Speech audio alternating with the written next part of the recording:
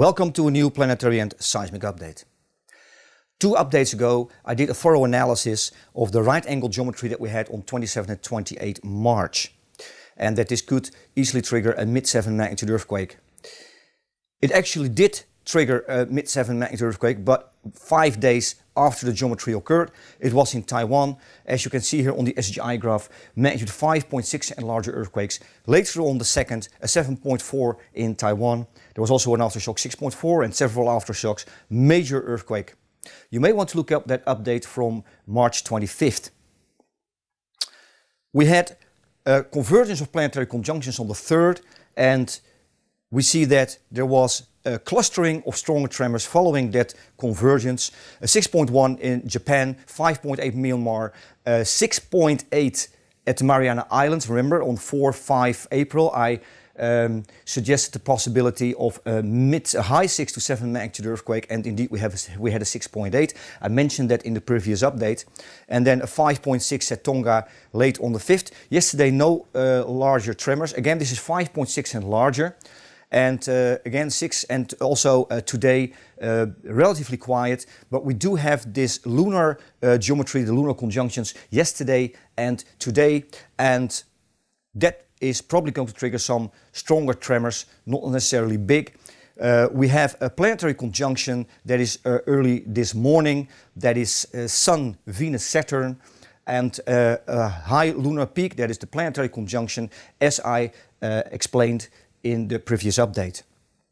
Then tomorrow we're going to have a lunar eclipse, that's a new moon, and a solar eclipse, and that on itself is not really critical. If we go to the next SGI graph, we see here the blue peak, that's the new moon, and also the the solar eclipse. And then we're going to have a real critical convergence of planetary conjunctions coming up. That's on the 9th, on the 10th, and also on the 11th we're going to have another planetary conjunction. There are going to be 4 planetary conjunctions, and that's going to be very critical. We have Mercury involved, we have Venus involved, and even the Earth involved. If we look at the solar system, how that geometry actually looks like, we see here Earth, and it will be in a conjunction with Mars and Saturn. That planetary conjunction usually triggers a higher 6 magnitude earthquake, around 6.6, 6.7 magnitude. And that's just this planetary conjunction. But we're going to have a lot more. As you can see, we have Mercury, Venus and Neptune coming up. Critical conjunction, because Mercury and Venus are both involved in a conjunction with an outer planet. And also, on top of that, we have Mercury in a conjunction with Jupiter and Uranus. And then on the 11th, we'll have Earth in a conjunction with Mercury and the Sun. A convergence of 3 or more planetary conjunctions can trigger a big earthquake.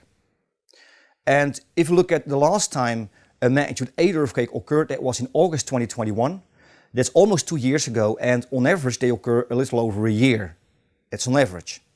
And the longer it takes, there can be 2, 3, sometimes even 4 years between 2 magnitude 8 earthquakes, but the longer it takes, the higher the possibility is. So we have this geometry from the 9th to the 11th, and there is a distinct possibility of a major or even a great earthquake, and that would be most likely from the 11th to the 13th. I think that's the most critical time frame. And if it takes a bit longer, we have this limit of up to 5 days from the moment of the critical geometry.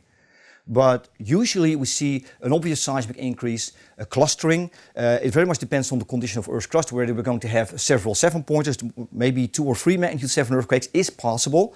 It's also possible to have a single bigger quake. So be on watch. 11, 12, 13 in particular, the days following that critical planetary geometry, a convergence of 3 planetary conjunctions is really critical. We shouldn't underestimate that. You can look up the website, the About page. We have an analysis of the largest earthquakes since 1960, and all of them, the magnitude 9 earthquakes, all of them occurred after a convergence of 3 planetary conjunctions.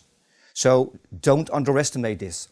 So it's not really the solar eclipse that's going to be critical. The eclipse path will be going over the United States, but the eclipse itself is not really critical. It's not really all that different from a new moon or a full moon, and on itself it's not really critical, and statistically they don't trigger large earthquakes. But if an eclipse occurs close to a convergence of planetary conjunctions, then it becomes really critical, and that's what we're going to have in the next couple of days. Check out the website and also the social media for updates, atmospheric fluctuations. We update that regularly, and it may indicate regions where larger seismic activity may occur. Again, be on extra alert in the coming days. There can be a big one. Okay, stay safe. Until next time.